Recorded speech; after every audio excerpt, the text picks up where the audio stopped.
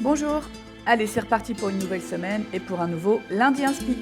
Je te parle de mental en lien avec ton action sportive, professionnelle et même personnelle. Les plus grands disent « Ne laisse pas le succès te monter à la tête et ne laisse pas les erreurs atteindre ton cœur ». Que penses-tu de cet équilibre ? Ce que dit cette citation, c'est qu'il faut garder la tête froide malgré les succès. En langage commun, on dirait ne t'enflamme pas, gars, hein, garde la tête sur les épaules. C'est pas parce que tu as réussi là que tu vas toujours réussir ou que tu es le meilleur. Et à contrario, quand tu loupes un truc, eh bien, n'en fais pas non plus toute une histoire. Ne te morfonds pas, ne te laisse pas envahir par tes émotions et avance. En fait, l'équilibre doit se faire entre ton cerveau et ton corps. Qui te guide ? Et est-ce un bon guide ? Moi, bien sûr, je prône pour un bon équilibre entre les deux.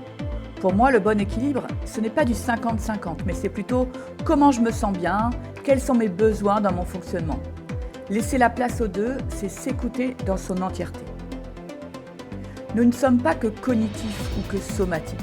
Nous sommes un mélange des deux. La réflexion sans les sensations et les émotions, et vice-versa, n'est pas selon moi un fonctionnement viable à long terme. Pourquoi ?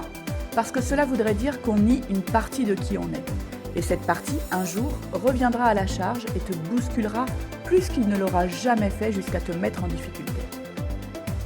Alors que si tu prends l'habitude d'apprivoiser et d'écouter ta tête et ton cœur, alors non seulement tu auras atteint une parfaite connaissance de toi-même, mais en plus tu vivras les choses pleinement. Ce juste équilibre t'appartient, mais laisse-toi l'opportunité de le trouver. Écoute ton corps et ton cœur. Laisse ton cerveau réfléchir et écoute son raisonnement.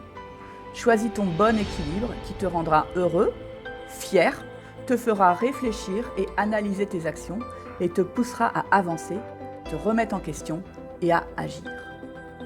Un dernier conseil, prends le temps d'être fier de tes succès et ne te laisse pas déstabiliser par tes échecs. Apprends des deux et continue à avancer et à agir.